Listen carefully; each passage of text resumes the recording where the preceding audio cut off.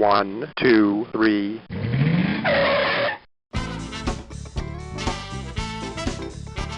Bem-vindo ao Paladar Distinto, seu podcast de gastronomia.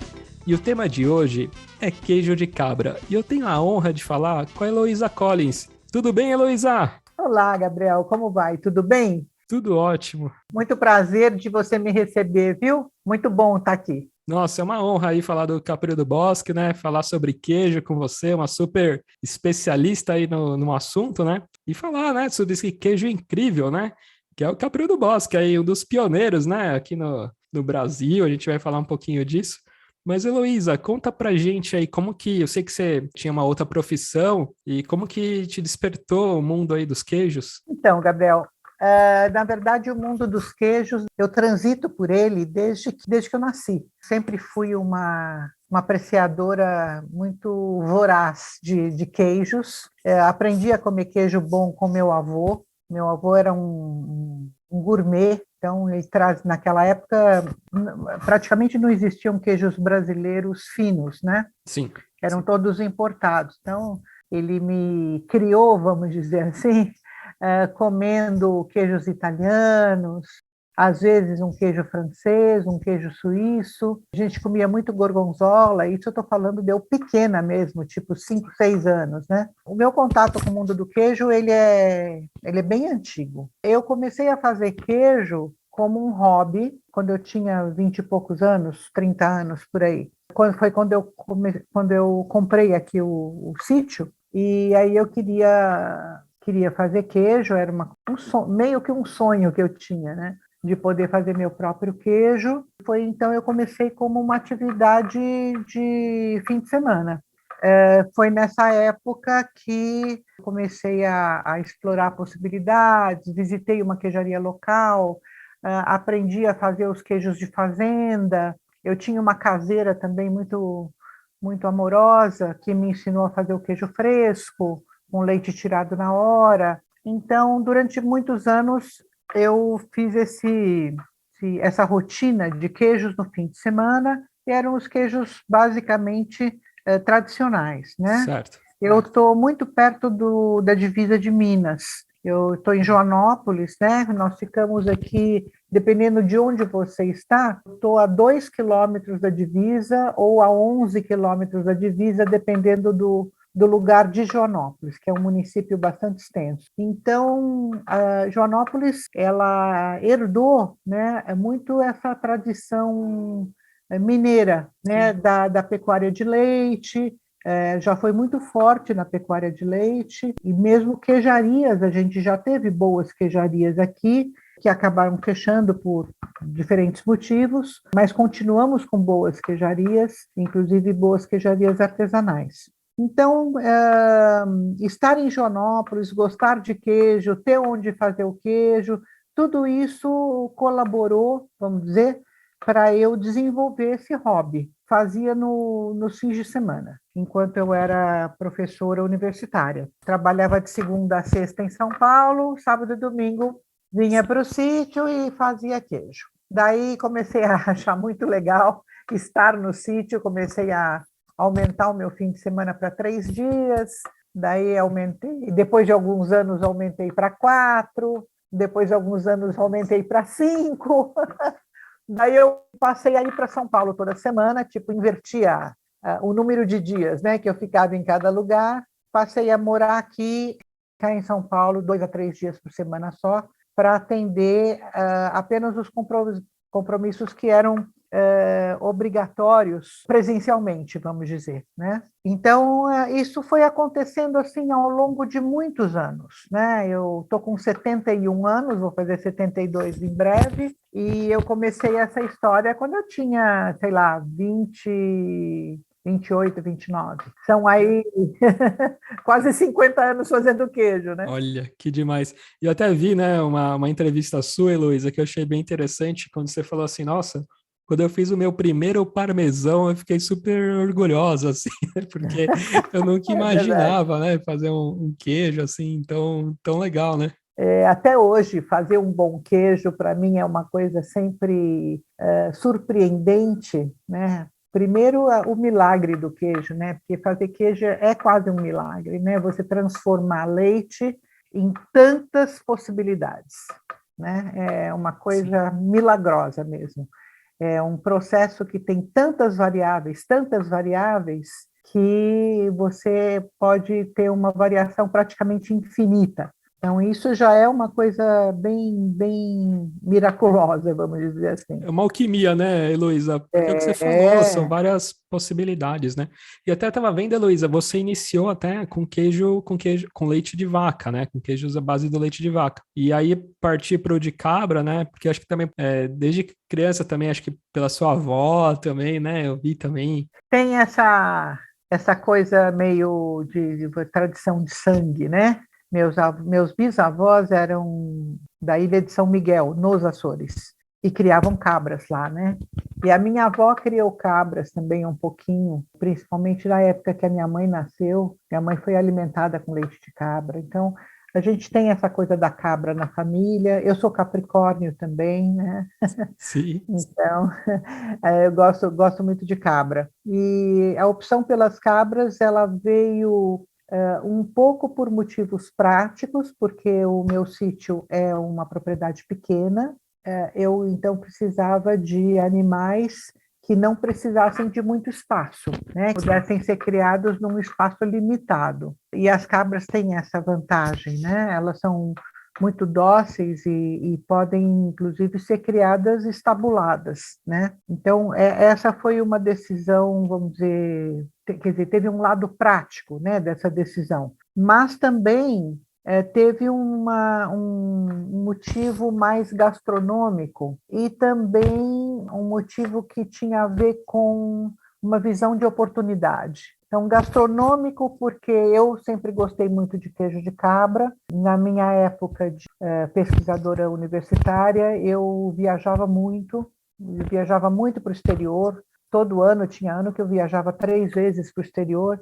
Então, eu estava em contato com uma variedade grande de queijos de cabra, né, fora do Brasil. Experimentava tudo que era queijo e tal. Então, eu tinha essa experiência, vamos dizer assim. E era uma coisa que me seduzia muito, né, o queijo de cabra. E a oportunidade que eu enxerguei foi justamente na escassez de queijo de cabra no Brasil, né? Quando eu comecei a fazer queijos finos de cabra, ninguém fazia os queijos que eu fazia. Há uma outra queijaria muito famosa e muito bem conceituada, que começou antes de mim, né, a Serra das Antas, Paulo Capri, que já fazia queijos de cabra quando eu comecei, mas eles faziam uma variedade bastante limitada. Continuam mais ou menos os mesmos tipos de queijos de cabra que eles têm hoje, são mais ou menos os mesmos que eles tinham na época.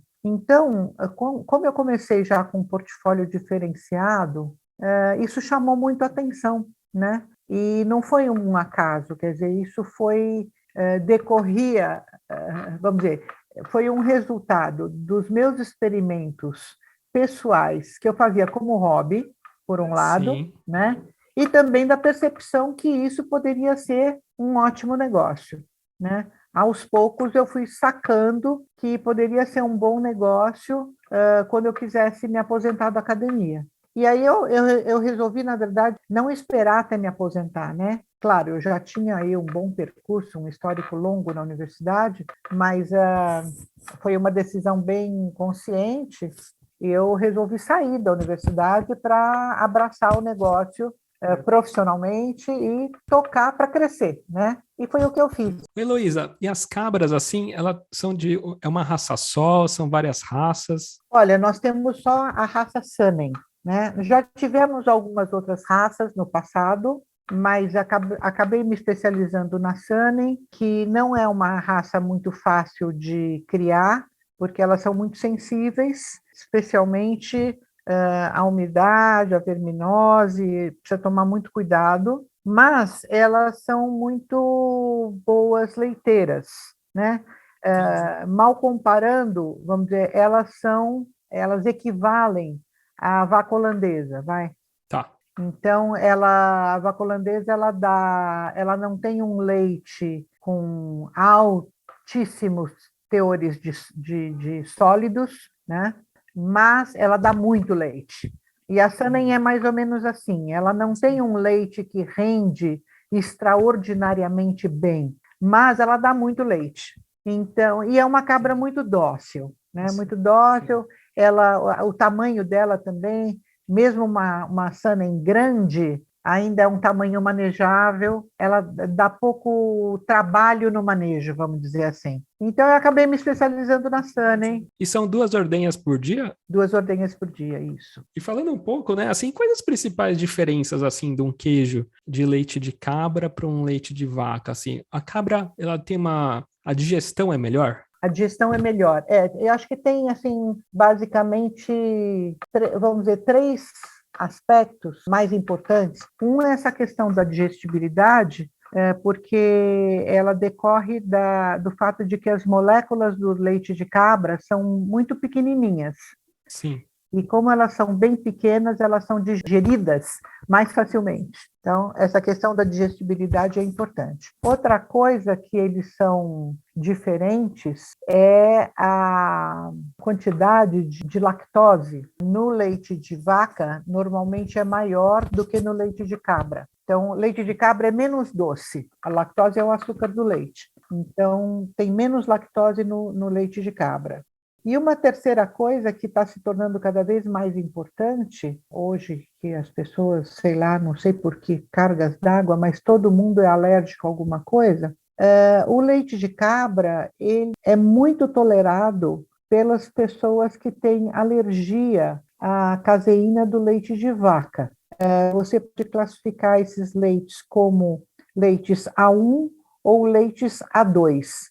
A1 é o leite que tem a caseína AS1, e o A2 é o leite que naturalmente não tem essa proteína. Essa proteína ela pode dar alergia nas pessoas. Muitas pessoas que acham que não suportam a lactose, por isso elas não comem queijo, não sei o quê, não é uma questão de lactose, é uma questão de caseína A1, que dá alergia. Então, o leite de cabra, também o leite de búfala e o leite de ovelha, eles são naturalmente leites A2, mas o leite de cabra é altamente indicado para quem tem alergia à caseína A1. E, além disso, ele tem muitos minerais complementares, né? Tem muito cálcio, tem muita vitamina A, tem muita vitamina C, tem muita vitamina B. Então, ele é um leite super do bem, assim. Ele é um leite nutritivo, que não causa alergias, não pesa no estômago, né? Acaba sendo uma opção muito boa. Por isso que é dado, muito dado para recém-nascidos, idosos também, né, que precisam de uma alimentação mais leve, o leite de cabra é muito indicado. Oi, Luiz, agora entrando um pouco nos queijos, né? Mas como que nasce, assim, uma receita nova, assim, desses testes, né? Conta pra gente, assim, algum desses N queijos que você tem, né? Todos foram pensados, vou fazer mais ou menos por essa receita e vou afinando e tal. Eu sou uma pessoa muito meticulosa, assim, né? Acho que por ter sido professora, né, pesquisadora, eu gosto muito dessa coisa do planejamento, sabe? E do acompanhamento do desenvolvimento do queijo. Então, é claro que no percurso do desenvolvimento de um queijo, existem surpresas, né? Você vai observando, as coisas vão acontecendo, e é muito comum as coisas acontecerem de uma maneira surpreendente, é comum.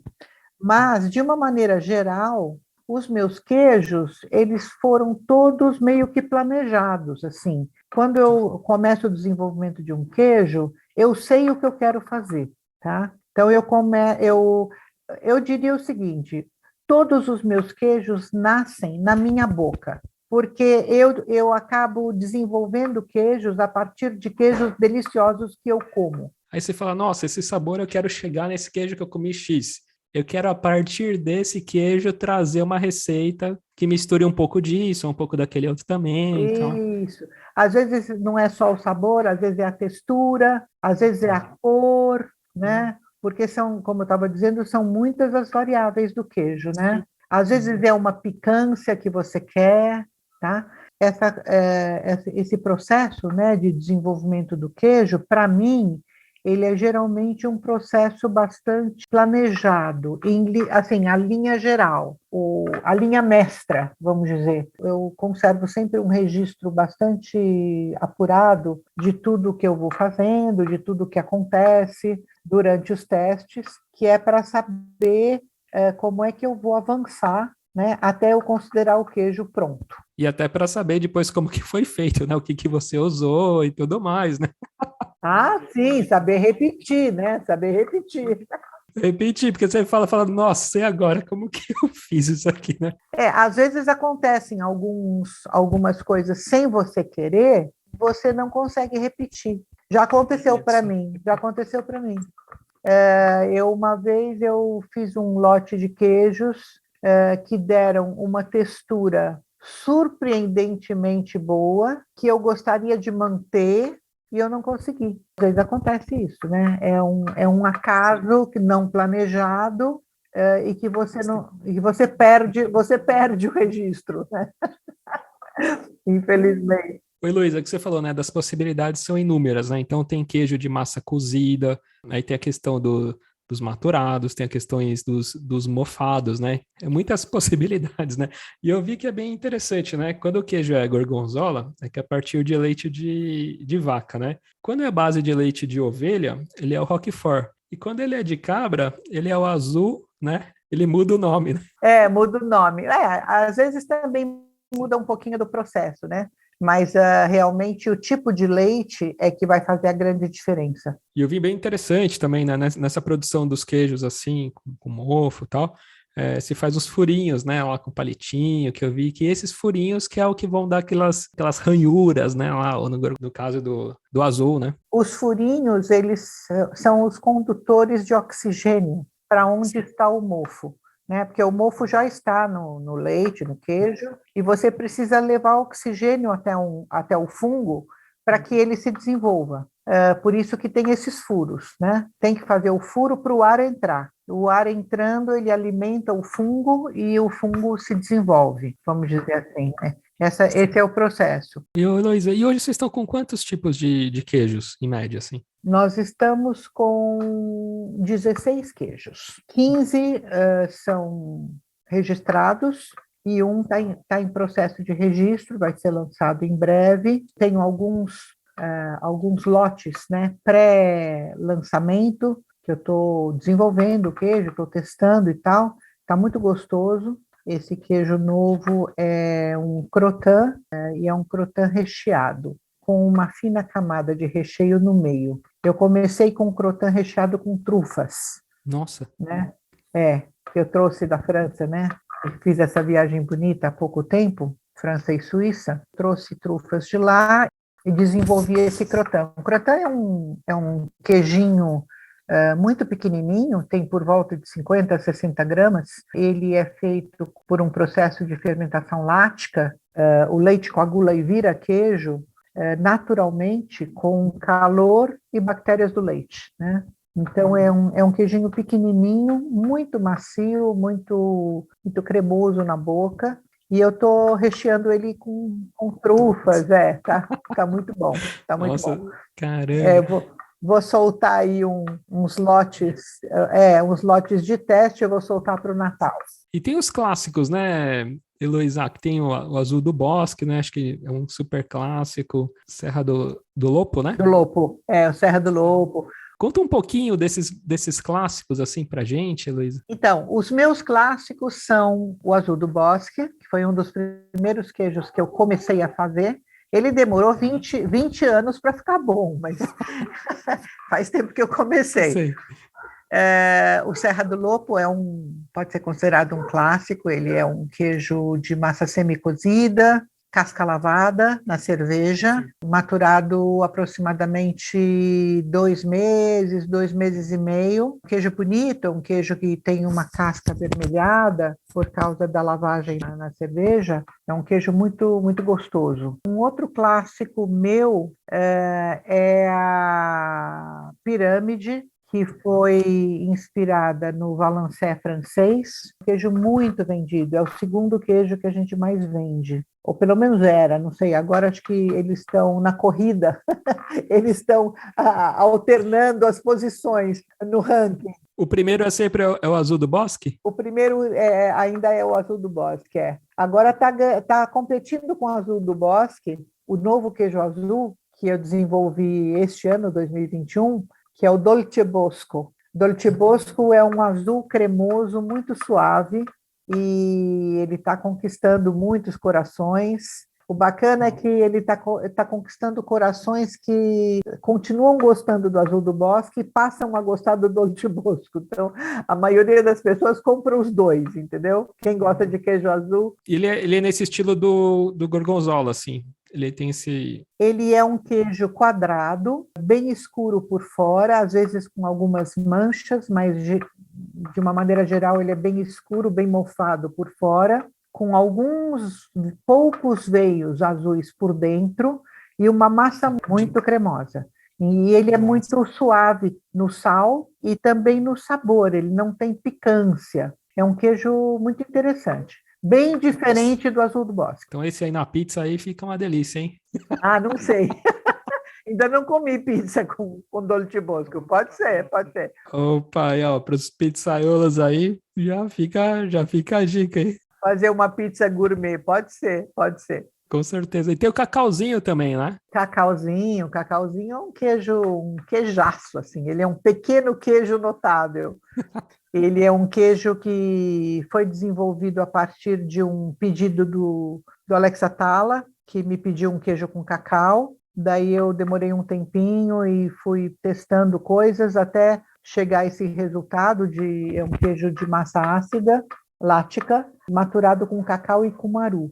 Nossa. Ele é um queijo muito gostoso, pequenininho. Você pode usar para a hora que você quiser, ou na salada, ou no aperitivo. Na sobremesa ele fica uma delícia.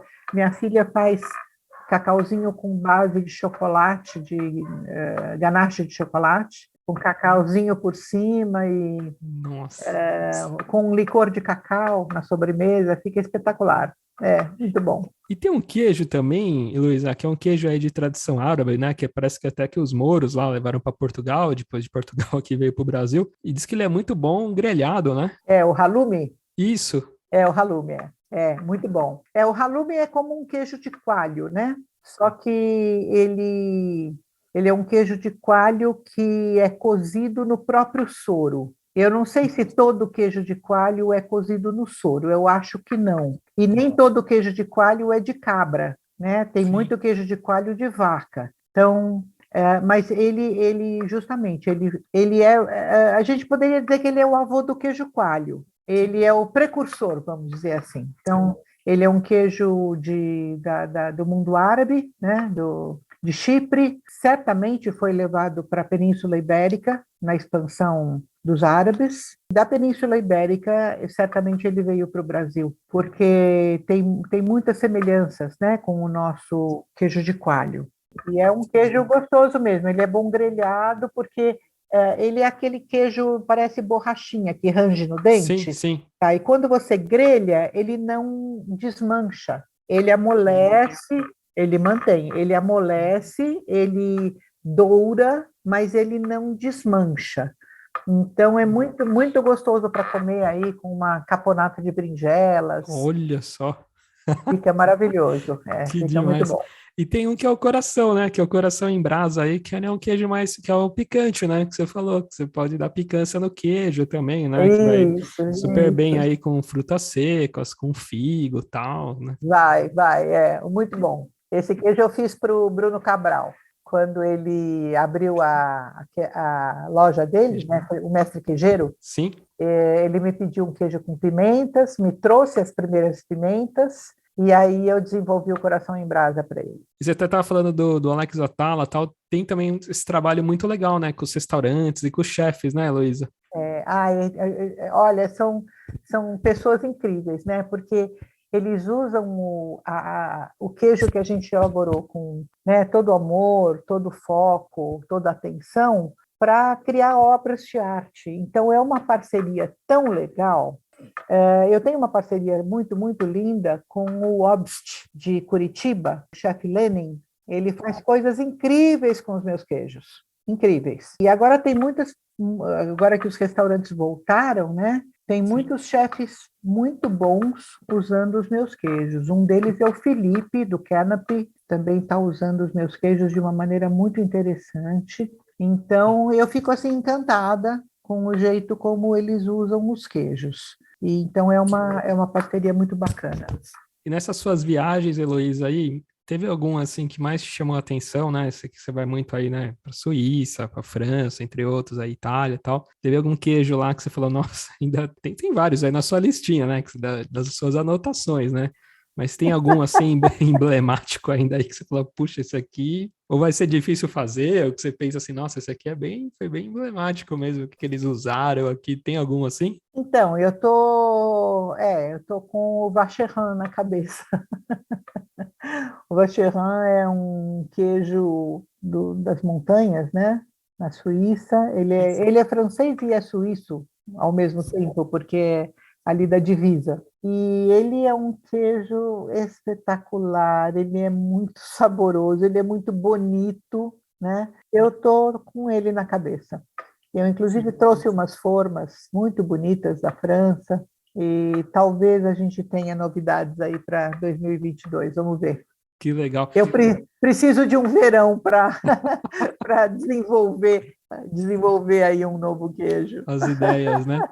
E todo queijo, Heloísa, todo queijo que você vê lá fora, dá para fazer esse de trás para frente, assim? Demora, assim, mas é possível fazer assim, comi esse queijo, ou transformar ele no queijo de cabra, assim, também, todos são possíveis? Possíveis, sim, porque aí que está, a intenção nunca é copiar, porque a gente já parte do pressuposto de que copiar é impossível. Pelo terroir, por tudo, né? Não dá para copiar nada, né? É a inspiração, né? É a inspiração. Isso, como você parte do pressuposto que o que vai governar a sua ação, o seu desenvolvimento de um novo queijo é a inspiração, quer dizer, são características que você enxerga num determinado queijo e que se tornam desejáveis, Sim. tá certo? Você deseja incorporá-las no seu queijo.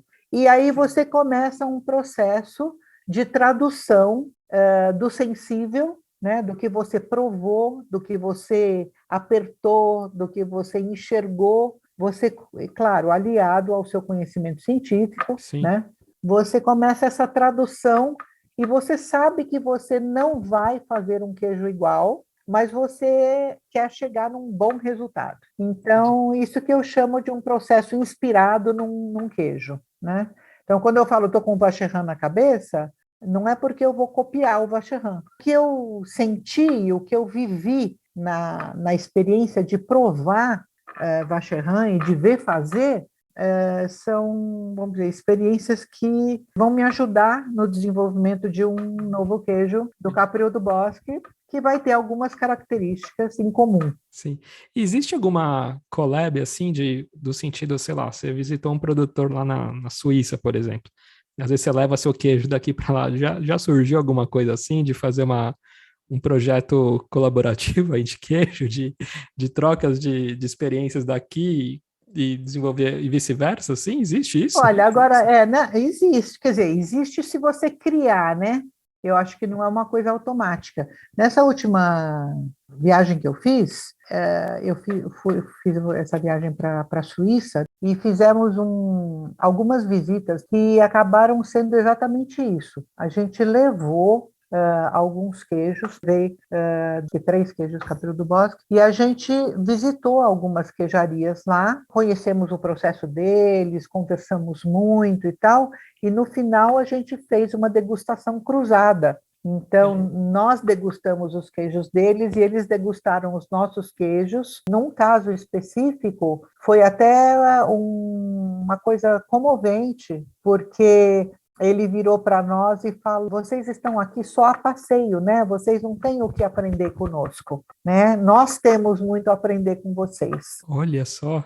Ele ficou fascinado pelos nossos queijos. Então, rola essa, né? Não é uma coisa sistemática, claro que poderia ser, mas não é uma coisa sistemática, é uma coisa que acontece na interação com os queijeiros que a gente visita, e um queijeiro sempre viaja para conhecer outros queijeiros, não tem escapatória, Sim, não sim, tem. sim. Mesmo que a gente não queira, a gente acaba topando, né, com queijeiros e queijarias pelo caminho. Então, é um negócio muito, muito legal. O que atrapalha, vamos dizer, a continuidade desse processo é o fato do Brasil não estar autorizado a exportar produtos artesanais que não tenham o selo federal. Mas nós vamos chegar lá, as coisas estão caminhando, aos poucos, e eu acho que às tantas a gente vai chegar lá. A gente precisa controle rigoroso de sanidade, né, dos nossos rebanhos, talvez um controle mais rigoroso, e a gente precisa poder exportar queijo artesanal que tenha, por exemplo, o selo arte. Né? Nós temos, no Caprio do Bosque, nós temos o selo arte. Se ele for, né, autorizado a exportar, se esse selo for suficiente, né, apto para exportação, daí já resolve. Oi, Luísa, e eu queria comentar, né, além da visitação, né, tudo, tem um bistrô aí, comandado aí pela sua filha, é incrível, né? É muito bom o nosso bistrô, muito bom. A filha também é muito boa, ela é excelente chefe, é uma cozinheira de mão cheia, ela faz coisas muito, muito gostosas. Ela pratica o que a gente chama de gastronomia temática, né? A maioria dos pratos dela tem um toque de queijo de cabra, e as pessoas apreciam muito. A gente tá aí aberto todo sábado, domingo, feriado, e a gente dá as boas-vindas a todo mundo que quiser vir. Já fica o convite aqui para os ouvintes, né? Nossa, eu vi uma abobrinha lá, tipo, fininha, com molho de mostarda. Nossa, incrível, né? Sua filha, a Ju Raposo, né? E caprino do embaixador, né? Nossa, Por cima. por cima e tal. Aí tem o risoto, né, com queijo azul, ela coloca também um pouquinho de noz e tal. E aí faz uma calda de pera também, eu vi ali também. Nossa, fiquei babando, né? Então tem muita coisa, né? O nosso menu, Gabriel, ele é um menu rotativo, tá? Que é dentro dessa proposta do artesanal, né?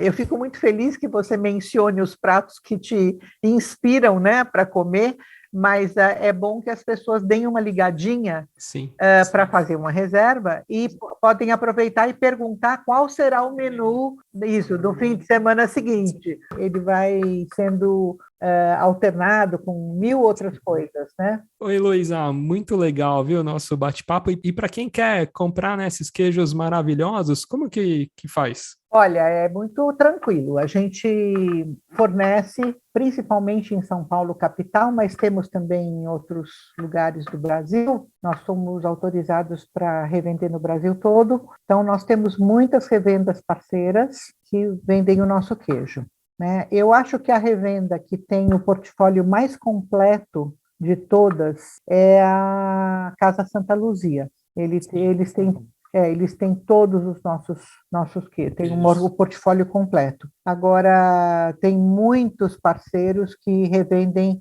né, grupos de queijos, dependendo ali da sua clientela e tal. Além das revendas, a gente tem uma loja de fábrica muito bacana, que agora vai ganhar, inclusive, para 2022, a gente vai ter uma área nova, repaginada, redecorada, muito bonita. Tem uma loja de fábrica bem bacana, então dá para vir almoçar no bistrô e comprar queijos aqui. E a gente tem também uma lojinha online, a gente despacha para todo o Brasil, ou por avião, ou por transportadora, depende de onde a gente acha um jeito de chegar no cliente. Em São Paulo, a gente entrega em domicílio, então pode entrar no capriodobosque.com.br/loja e a gente está lá. Poxa, Luísa, que legal, viu? Muito obrigado, viu, Luísa? Muito obrigada, Gabriel. Foi uma delícia de conversa. Obrigadão. Tchau, tchau. Até a próxima. Tchau, tchau.